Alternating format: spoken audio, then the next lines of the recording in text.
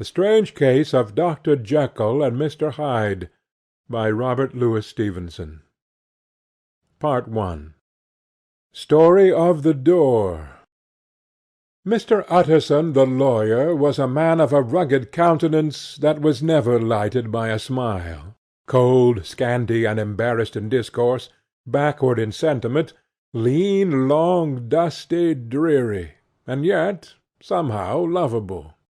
At friendly meetings, and when the wine was to his taste, something eminently human beaconed from his eye, something indeed which never found its way into his talk, but which spoke not only in these silent symbols of the after-dinner face, but more often and loudly in the acts of his life. He was austere with himself, drank gin when he was alone to mortify a taste for vintages, and though he enjoyed the theatre, had not crossed the doors of one for 20 years.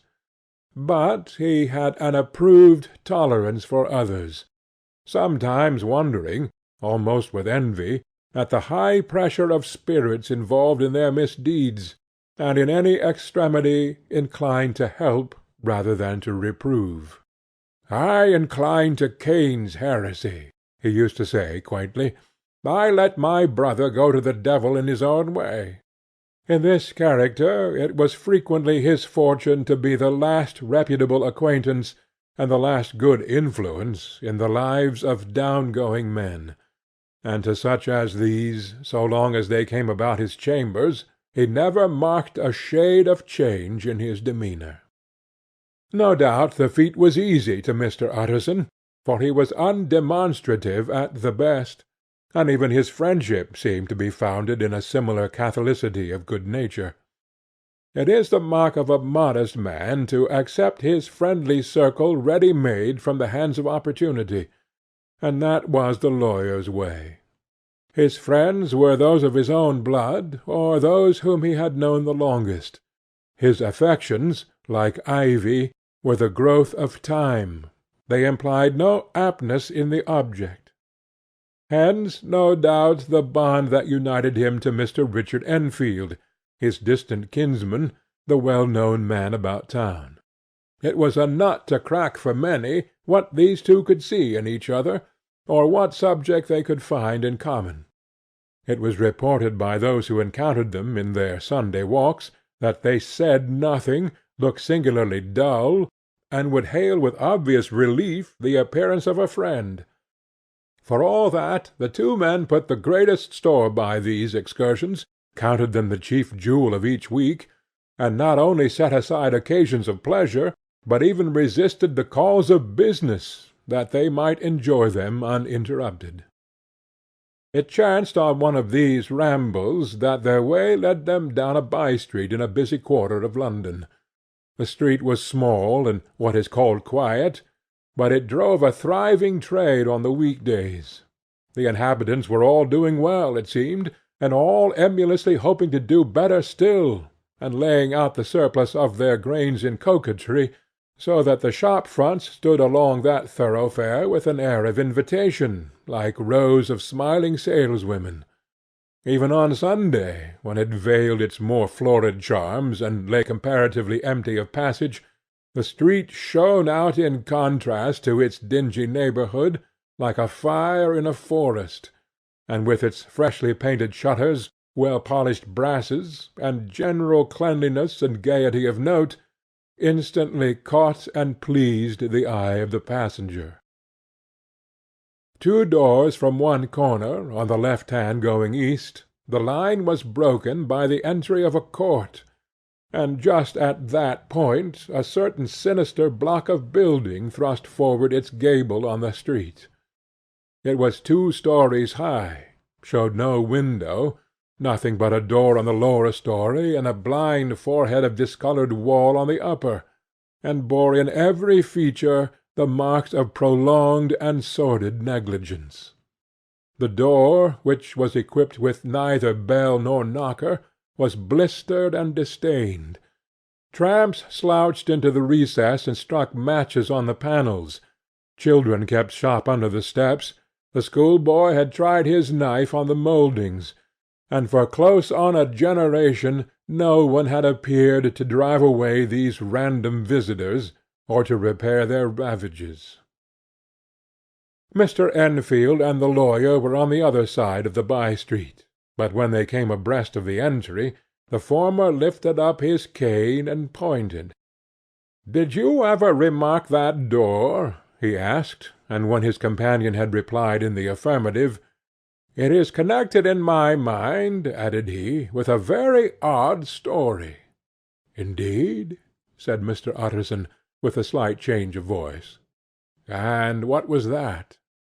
"Well, it was this way," returned Mr. Enfield. "I was coming home from some place at the end of the world about 3 o'clock of a black winter morning, and my way lay through a part of town where there was literally nothing to be seen but lamps, street after street, and all the folks asleep, street after street, all lighted up as if for a procession, and all as empty as a church, till at last I got into that state of mind when a man listens and listens, and begins to long for the sight of a policeman. All at once I saw two figures, one a little man who was stumping along eastward at a good walk, and the other a girl of maybe 8 or 10, who was running as hard as she was able down a cross-street. Well, sir, the two ran into one another naturally enough at the corner, and then came the horrible part of the thing, for the man trampled calmly over the child's body and left her screaming on the ground. It sounds nothing to hear, but it was hellish to see. It wasn't like a man, it was like some damned juggernaut. I gave a few "Hallo!" took to my heels, collared my gentleman, and brought him back to where there was already quite a group about the screaming child. He was perfectly cool, and made no resistance, but gave me one look so ugly that it brought out the sweat on me like running. The people who turned out were the girl's own family, and pretty soon the doctor for whom she had been sent put in his appearance. Well, the child was not much the worse, more frightened, according to the sawbones, and there you might have supposed would be an end to it. But there was one curious circumstance. I had taken a loathing to my gentleman at first sight. So had the child's family, which was only natural. But the doctor's case was what struck me. He was the usual cut-and-dry apothecary, of no particular age and colour, with a strong Edinburgh accent, and about as emotional as a bagpipe. Well, sir, he was like the rest of us. Every time he looked at my prisoner, I saw that Sawbones turn sick and white with desire to kill him. I knew what was in his mind just as he knew what was in mine, and killing being out of the question, we did the next best. We told the man we could and would make such a scandal out of this as should make his name stink from one end of London to the other. If he had any friends or any credit, we undertook that he should lose them. And all the time, as we were pitching it in red-hot, we were keeping the women off him as best we could, for they were as wild as harpies. I never saw a circle of such hateful faces.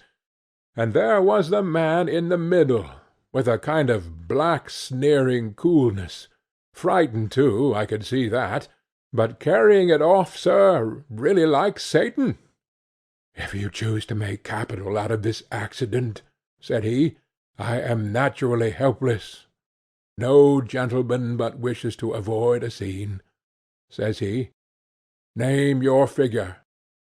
Well, we screwed him up to £100 for the child's family. He would have clearly liked to stick out, but there was something about the lot of us that meant mischief, and at last he struck.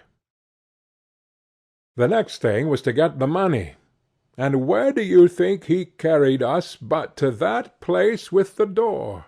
Whipped out a key, went in, and presently came back with the matter of £10 in gold, and a cheque for the balance on Coutts, drawn payable to bearer, and signed with a name that I can't mention. though it's one of the points of my story, but it was a name at least very well known and often printed. The figure was stiff, but the signature was good for more than that if it was only genuine. I took the liberty of pointing out to my gentleman that the whole business looked apocryphal, and that a man does not, in real life, walk into a cellar door at 4 in the morning, and come out with another man's cheque for close upon £100. But he was quite easy and sneering. "Set your mind at rest," says he. "I will stay with you till the banks open, and cash the cheque myself." So we all set off, the doctor and the child's father, and our friend and myself, and passed the rest of the night in my chambers, and the next day, when we had breakfasted, went in a body to the bank. I gave in the cheque myself, and said I had every reason to believe it was a forgery. Not a bit of it. The cheque was genuine. "Tut, tut," said Utterson. "I see you feel as I do," said Mr. Enfield. "Yes, it's a bad story, for my man was a fellow that nobody could have to do with, a really damnable man, and the person that drew the cheque is the very pink of the proprieties. Celebrated, too, and, what makes it worse, one of your fellows who do what they call good. Blackmail, I suppose. An honest man paying through the nose for some of the capers of his youth. Blackmail House is what I call the place with the door, in consequence. Though even that, you know, is far from explaining all," he added, and with the words fell into a vein of musing. From this he was recalled by Mr. Utterson asking, rather suddenly, "And you don't know if the drawer of the cheque lives there?" "A likely place, isn't it?" returned Mr. Enfield. "But I happen to have noticed his address. He lives in some square or other." "And you never asked about the place with the door?" said Mr. Utterson. "No, sir. I had a delicacy," was the reply. "I feel very strongly about putting questions. It partakes too much of the style of the Day of Judgment. You start a question, and it's like starting a stone. You sit quietly on the top of a hill, and away the stone goes, starting others, and presently some bland old bird, the last you would have thought of, is knocked on the head in his own back garden, and the family have to change their name. No, sir, I make it a rule of mine, the more it looks like Queer Street, the less I ask." "A very good rule, too," said the lawyer. "But I have studied the place for myself," continued Mr. Enfield. "It seems scarcely a house.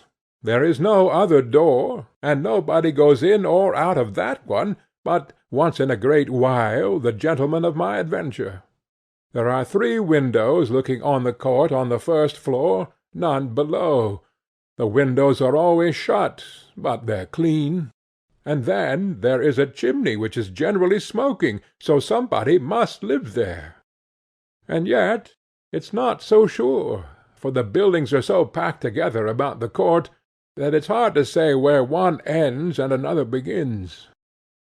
The pair walked on again for a while in silence, and then, "Enfield," said Mr. Utterson, "that's a good rule of yours." "Yes, I think it is," returned Enfield. "But for all that," continued the lawyer, "there's one point I want to ask. I want to ask the name of that man who walked over the child." "Well," said Mr. Enfield, "I can't see what harm it would do. It was a man of the name of Hyde." Said Utterson. "What sort of a man is he to see?" "He is not easy to describe. There is something wrong with his appearance, something displeasing, something downright detestable. I never saw a man I so disliked, and yet I scarce know why. He must be deformed somewhere. He gives a strong feeling of deformity. although I can't specify the point. He's an extraordinary-looking man, and yet I really can name nothing out of the way. No, sir, I can make no hand of it.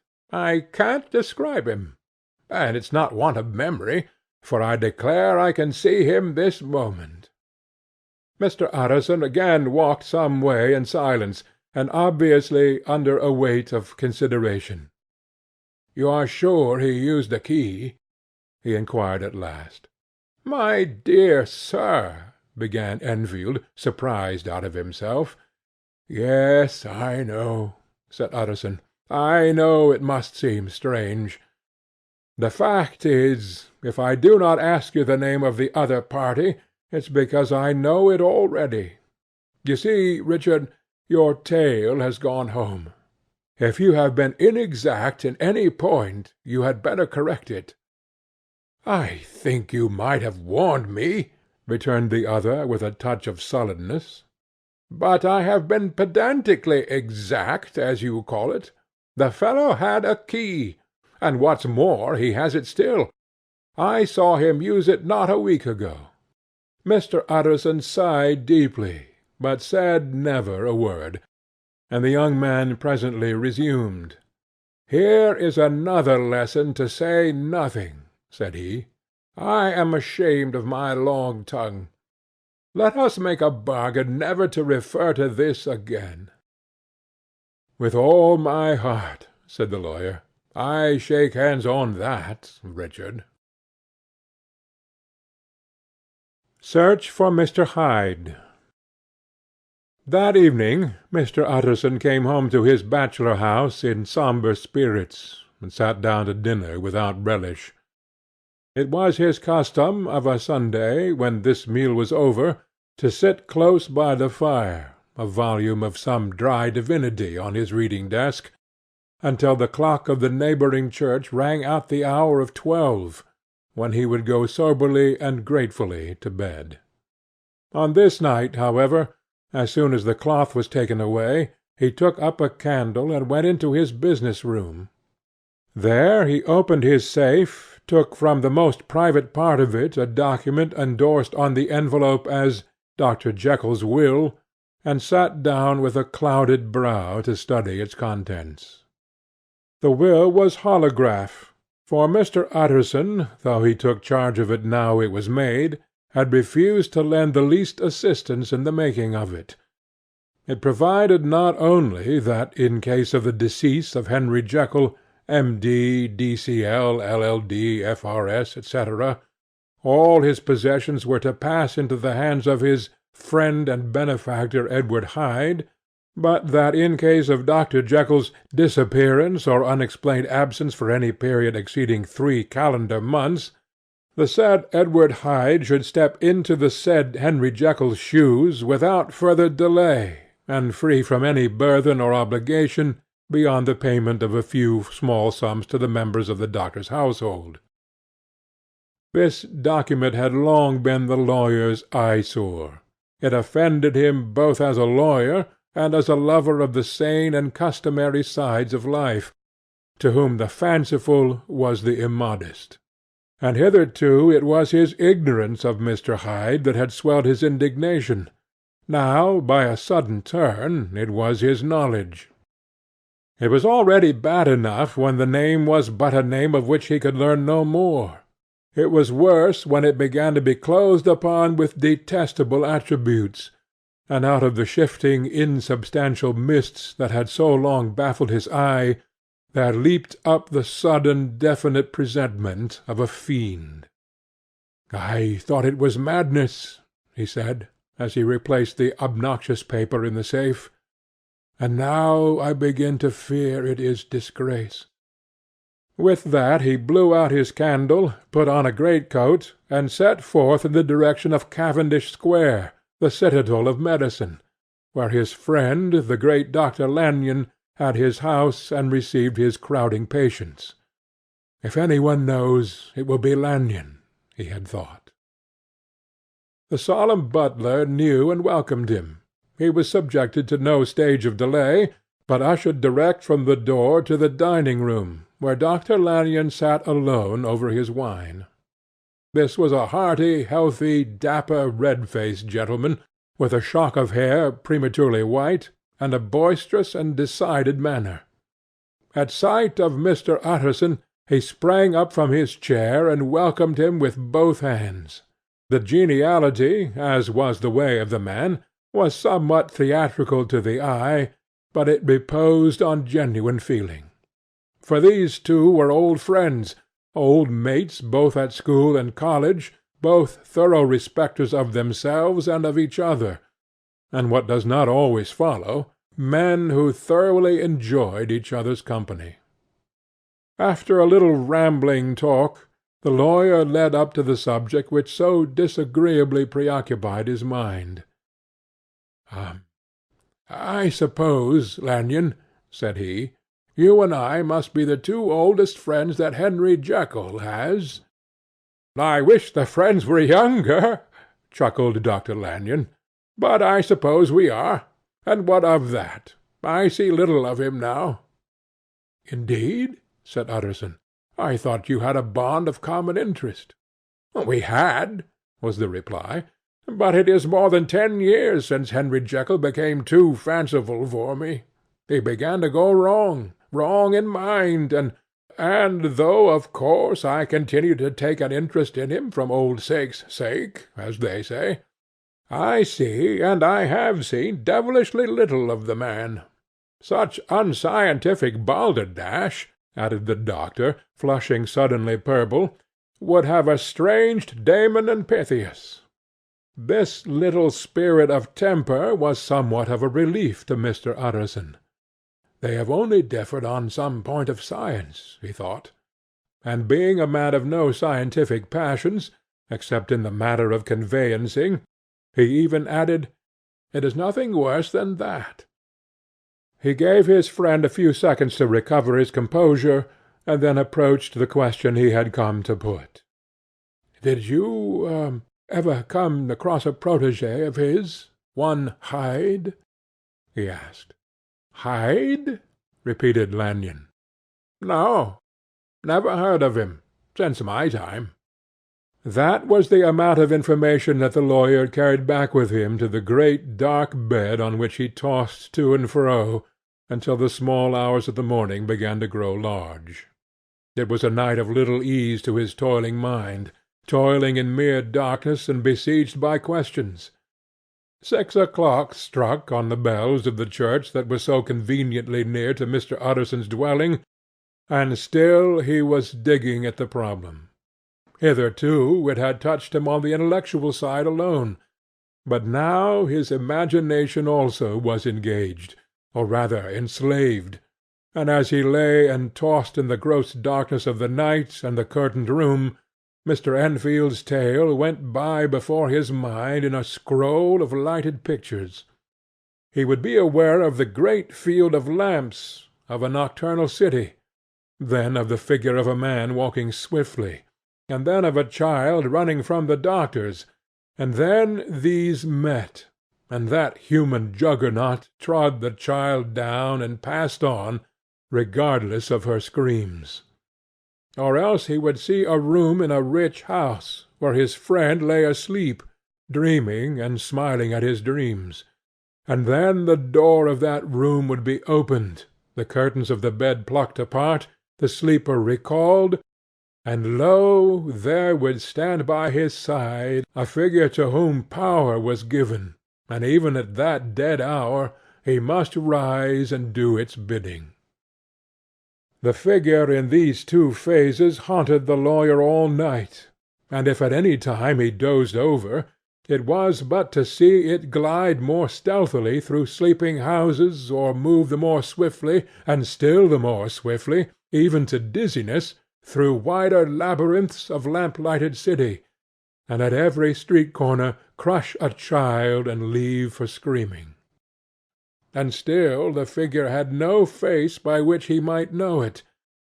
Even in his dreams it had no face, or one that baffled him and melted before his eyes, and thus it was that there sprang up and grew apace in the lawyer's mind a singularly strong, almost an inordinate curiosity to behold the features of the real Mr. Hyde. If he could but once set eyes on him, he thought the mystery would lighten, and perhaps roll altogether away, as was the habit of mysterious things when well examined. He might see a reason for his friend's strange preference, or bondage, call it which you please, and even for the startling clause of the will. At least it would be a face worth seeing, the face of a man who was without bowels of mercy, a face which had but to show itself to raise up, in the mind of the unimpressionable Enfield, a spirit of enduring hatred. From that time forward Mr. Utterson began to haunt the door in the by-street of shops. In the morning before office hours, at noon when business was plenty and time scarce, at night under the face of the fogged city moon, by all lights and all hours of solitude or concourse, the lawyer was to be found on his chosen post. "If he be Mr. Hyde," he had thought, "I shall be Mr. Seek." And at last his patience was rewarded. It was a fine dry night. Frost in the air, the streets as clean as a ball-room floor, the lamps, unshaken by any wind, drawing a regular pattern of light and shadow. By 10 o'clock, when the shops were closed, the by-street was very solitary, and, in spite of the low growl of London from all around, very silent. Small sounds carried far. Domestic sounds out of the houses were clearly audible on either side of the roadway, and the rumour of the approach of any passenger preceded him by a long time. Mr. Utterson had been some minutes at his post, when he was aware of an odd light footstep drawing near. In the course of his nightly patrols he had long grown accustomed to the quaint effect with which the footfalls of a single person, while he still is a great way off, suddenly sprang out distinct from the vast hum and clatter of the city. Yet his attention had never before been so sharply and decisively arrested, and it was with a strong superstitious prevision of success that he withdrew into the entry of the court. The steps drew swiftly nearer, and swelled out suddenly louder as they turned the end of the street. The lawyer, looking forth from the entry, could soon see what manner of man he had to deal with. He was small and very plainly dressed, and the look of him, even at that distance, went somehow strongly against the watcher's inclination. But he made straight for the door, crossing the roadway to save time, and as he came he drew a key from his pocket like one approaching home. Mr. Utterson stepped out and touched him on the shoulder as he passed. "Mr. Hyde, I think." Mr. Hyde shrank back with a hissing intake of the breath, but his fear was only momentary, and though he did not look the lawyer in the face, he answered coolly enough. "That is my name. What do you want?" "I see you are going in," returned the lawyer. "I'm an old friend of Dr. Jekyll's, Mr. Utterson of Gaunt Street. You must have heard of my name, and meeting you so conveniently, I thought you might admit me." "You will not find Dr. Jekyll. He is from home," replied Mr. Hyde, blowing in the key. And then suddenly, but still without looking up, "How do you know me?" he asked. "On your side," said Mr. Utterson. "Will you do me a favour?" "With pleasure," replied the other. "What shall it be?" "Will you let me see your face?" asked the lawyer. Mr. Hyde appeared to hesitate, and then, as if upon some sudden reflection, fronted about with an air of defiance, and the pair stared at each other pretty fixedly for a few seconds. "Now I shall know you again," said Mr. Utterson. "It may be useful." "Yes," returned Mr. Hyde. "It is as well we have met. And, apropos, you should have my address." And he gave a number of a street in Soho. "Good God!" thought Mr. Utterson. Can he too have been thinking of the will?" But he kept his feelings to himself, and only grunted in acknowledgment of the address. "And now," said the other, "how did you know me?" "By description," was the reply. "Whose description?" "We have common friends," said Mr. Utterson. "Common friends," echoed Mr. Hyde a little hoarsely. "Who are they?" "Jekyll, for instance," said the lawyer. "He never told you!" cried Mr. Hyde, and with a flush of anger. "I did not think you would have lied." "Come," said Mr. Utterson, "that is not fitting language." The other snarled aloud into a savage laugh, and in the next moment, with extraordinary quickness, he had unlocked the door and disappeared into the house. The lawyer stood a while when Mr. Hyde had left him, the picture of disquietude. Then he began slowly to mount the street, pausing every step or two, and putting his head to his brow like a man in mental perplexity.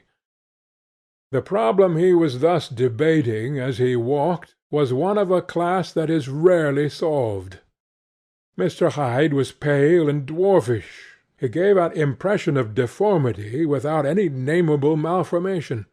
He had a displeasing smile. He had borne himself to the lawyer with a sort of murderous mixture of timidity and boldness, and he spoke with a husky, whispering, and somewhat broken voice.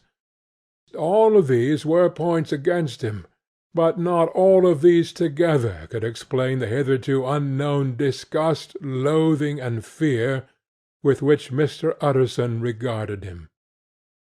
"There must be something else," said the perplexed gentleman. "There is something more, if I could find a name for it. God bless me, the man seems hardly human. Something troglodytic, shall we say? Or can it be the old story of Dr. Fell? Or is it the mere radiance of a foul soul that thus transpires through and transfigures its clay continent? The last, I think. For, oh, my poor old Harry Jekyll, if ever I read Satan's signature upon a face, it is on that of your new friend." Round the corner from the by-street there was a square of ancient, handsome houses, now for the most part decayed from their high estate, and let in flats and chambers to all sorts and conditions of men, map engravers, architects, shady lawyers, and the agents of obscure enterprises. One house, however, second from the corner, was still occupied entire, and at the door of this, which wore a great air of wealth and comfort, though it was now plunged in darkness except for the fanlight, Mr. Utterson stopped and knocked. A well-dressed elderly servant opened the door. "Is Dr. Jekyll at home, Poole?" asked the lawyer. "I will see, Mr. Utterson," said Poole, admitting the visitor, as he spoke, into a large, low-roofed, comfortable hall, paved with flags, warmed, after the fashion of a country house, by a bright open fire, and furnished with costly cabinets of oak. "Will you wait here by the fire, sir, or shall I give you a light in the dining-room?" "Here, thank you," said the lawyer, and he drew near and leaned on the tall fender. This hall, in which he was now left alone, was a pet fancy of his friend the doctor's, and Utterson himself was wont to speak of it as the pleasantest room in London. But to-night there was a shudder in his blood, and the face of Hyde sat heavy on his memory. He felt, what was rare with him, a nausea and distaste of life, and in the gloom of his spirits he seemed to read a menace in the flickering of the firelight on the polished cabinets and the uneasy starting of the shadow on the roof. He was ashamed of his relief when Poole presently returned to announce that Dr. Jekyll was gone out. "I saw Mr. Hyde go in by the old dissecting-room, Poole," he said. "Is that right, when Dr. Jekyll is from home?" "Quite right, Mr. Utterson, sir," replied the servant. "Mr. Hyde has a key." "Your master seems to repose a great deal of trust in that young man, Poole," resumed the other musingly. "Yes, sir, he does indeed," said Poole. "We all have orders to obey him." "I do not think I ever met Mr. Hyde?" asked Utterson. "Oh dear no, sir. He never dines here," replied the butler. "Indeed, we see very little of him on this side of the house. He mostly comes and goes by the laboratory." "Well, good night, Poole." "Good night, Mr. Utterson." And the lawyer set out homeward with a very heavy heart. "Poor Harry Jekyll," he thought. "My mind misgives me he is in deep waters. He was wild when he was young. A long while ago, to be sure, but in the law of God there is no statute of limitations. Ay, it must be that. The ghost of some old sin, the cancer of some concealed disgrace, punishment coming, pede claudo, years after memory has forgotten and self-love condoned the fault." And the lawyer, scared by the thought, brooded awhile on his own past, groping in all corners of memory, lest by chance some jack-in-the-box of an old iniquity should leap to light there. His past was fairly blameless. Few men could read the rolls of their life with less apprehension.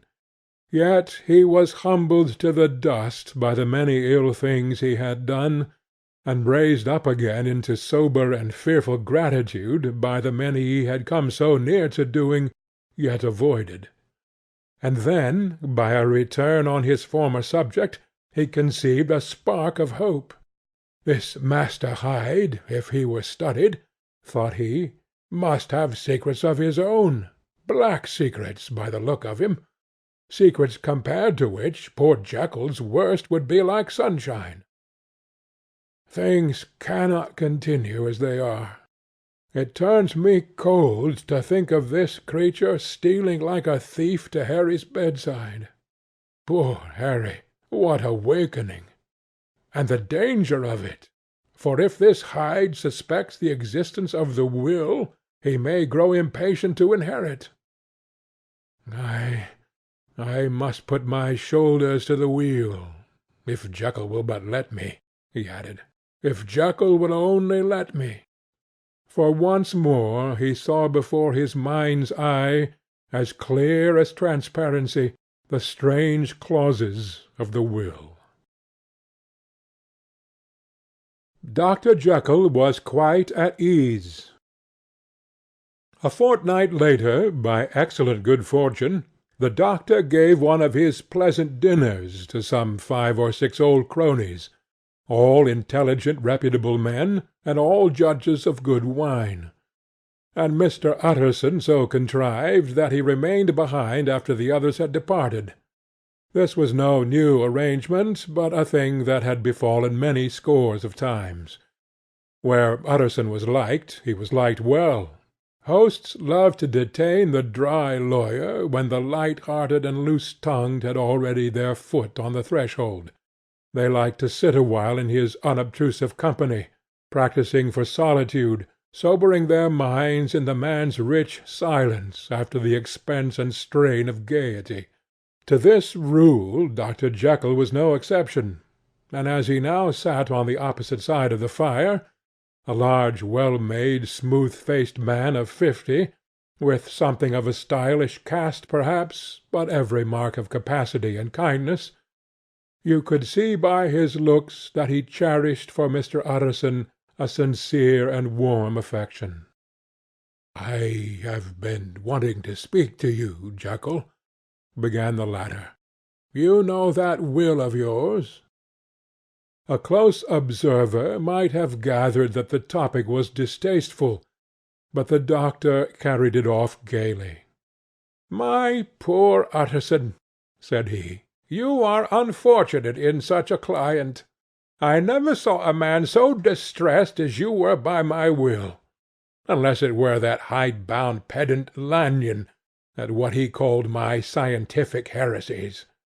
Oh, I know he's a good fellow, you needn't frown, an excellent fellow, and I always mean to see more of him, but a hide-bound pedant for all that, an ignorant, blatant pedant. I was never more disappointed in any man than Lanyon.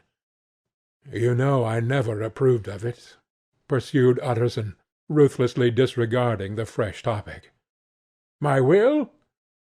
Yes, certainly I know that, said the doctor, a trifle sharply. You have told me so. Well, I tell you so again, continued the lawyer. I have been learning something of young Hyde. The large, handsome face of Dr. Jekyll grew pale to the very lips, and there came a blackness about his eyes.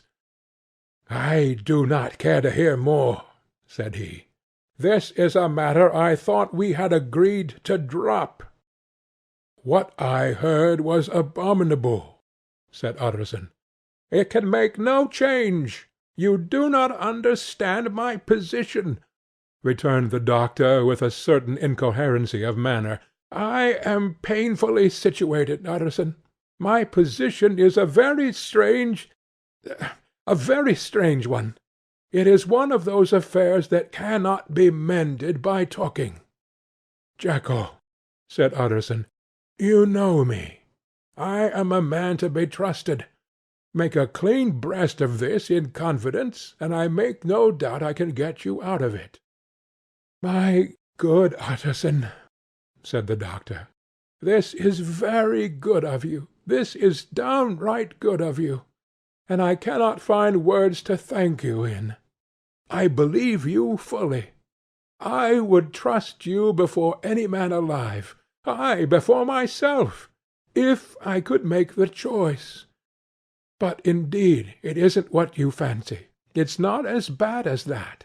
And just to put your good heart at rest, I will tell you one thing. The moment I choose, I can be rid of Mr. Hyde. I give you my hand upon it, and I thank you again and again. And I will just add one little word, Utterson, that I'm sure you'll take in good part. This is a private matter, and I beg of you to let it sleep. Utterson reflected a little, looking in the fire. I have no doubt you are perfectly right, he said at last, getting to his feet. Well, but since you have touched upon this business, and for the last time, I hope, continued the doctor, there is one point I should like you to understand. I have really a very great interest in poor Hyde. I know you have seen him. He told me so, and I fear he was rude. But I do sincerely take a very great interest in that young man, and if I am taken away, Utterson, I wish you to promise me that you will bear with him and get his rights for him. I think you would if you knew all, and it would be a weight off my mind if you would promise. I can't pretend that I shall ever like him, said the lawyer. I don't ask that, pleaded Jekyll, laying his hand upon the other's arm. I only ask for justice. I only ask you to help him, for my sake, when I am no longer here. Utterson heaved an irrepressible sigh. Well, said he, I promise. End of Part 1.